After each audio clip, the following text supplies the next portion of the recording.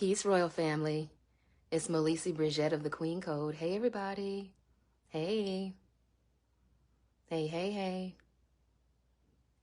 So, I wanted to tell you today that you are not a workhorse.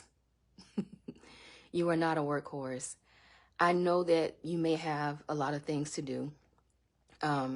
It's a very busy time for a lot of us, and you have things to do for sure. But it may be time to restructure your life. I remember years ago before I started the Queen Code, and the Queen Code is 14 years old this year actually, but years ago before I started the Queen Code, I was working 12 to 16 hour days, 6 to 7 days a week. And, I was putting in a lot of work in different areas of my life, just trying to up level my life. And it seemed like I was working so hard, but I didn't see a whole lot of result. And I literally had this one week where every morning I woke up, I heard a whisper, the gift, the gift, the gift. And at first I ignored it. So again, it's about 14 years ago. At first I ignored it. And then one day I remembered something that the older people used to say in my neighborhood when I was growing up, when I was a child. And they would always say, your gift will make room for you. And I didn't quite know what that meant growing up as a child, but I just kept hearing that day 14 years ago, the gift, the gift, the gift. And so I'm waking up in the morning, still going about my 12 to 14 to sometimes 16-hour days, exhausted, not really getting where I wanted to be. And I sat down and I got the inspiration, and it came to me so clearly. It said, make room for the gift, and your gift will make room for you. And when I heard that, I started taking radical action. And I really began to evaluate my life, because even though I was doing all of this stuff, I wasn't happy. I wasn't where I wanted to be. And I knew that I wanted to live my purpose. I just didn't know how. And maybe that's where you are. Maybe you're, putting in long hours or just going about the day to day, knowing that what you're currently doing isn't exactly your path and you want that purpose. Maybe you know that you need to change, but maybe you don't know how. Or like in my case, before I got to a particular point of clarity, it's like I made the changes, but the changes were not always sticking. So I would take 3 steps forward, 2 steps back. It was very frustrating. But my life changed when I led with my gift. So I'm asking you today, what's your gift? Do you know what your gift is? For me, it's speaking, it's writing, it's the gift of insight. My life changed when I started putting the gift first. I went from working 80 to sometimes 90 hours a week to working a fraction of that and making a huge impact. And so the gift is so important. And, I started placing my gift first because honestly, when you put the gift first, it's all there. Everything that you need is all there.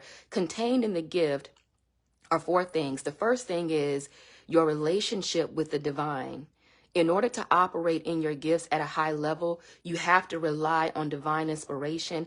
It automatically strengthens your relationship with the divine. So that's the first thing contained when you put the gift first. The second thing is your relationship with yourself. You hear a lot of people talk about love yourself, and it sounds good to say, but how do you do that? One thing I know is that actions speak louder than words. And so if you really want to love yourself, you have to show that you love yourself. And operating in your gifts, cultivating your gifts is, in my opinion, the deepest and highest form of self-love. Because the gift really is the reason why you're here. You're here to share your gifts in a way that your gifts enrich your life, your family's life, and people outside of your family, right? The world. And so containing the gift, again, the relationship with the divine, the relationship with yourself, that self-love, and also the level of character building that's required, the level of character building that you go through in order to live your gifts. You automatically become the role model that you want to be for your children. You automatically become the role model that you want to be for your family or the people in your community. And so you automatically influence others when you're stepping into your gift. And then the fourth and final thing is the wealth and the way that people begin to pay you for your gifts. People begin to invest in you and invest in what you have to offer. Because when you are working in your gifts, that's your uniqueness. That's your one of oneness. Nobody can be you like you. And so if you think about it, when you put the gift first, everything is in there. Your relationship with the divine, your relationship with yourself, your relationship with your loved ones, and your wealth building. It's all there. So you can put the gift first. But for me years ago, in order to do that, it really took a leap of faith, because I thought that everything that was on that to-do list that kept me busy for 12 to 16 hours a day, I thought it had to be done. And I had to get to a point where I realized my to-do list will outlive me. I'm telling you, your to-do list will outlive you.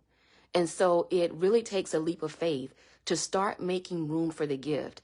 I started with just like 1 hour a day. I sacrificed 1 hour. And a month later, I was doing 3 and 4 hours a day. And 9 months later, I had started the Queen Code, wrote my first book, and the rest is herstory. So I'm telling you, put the gift first.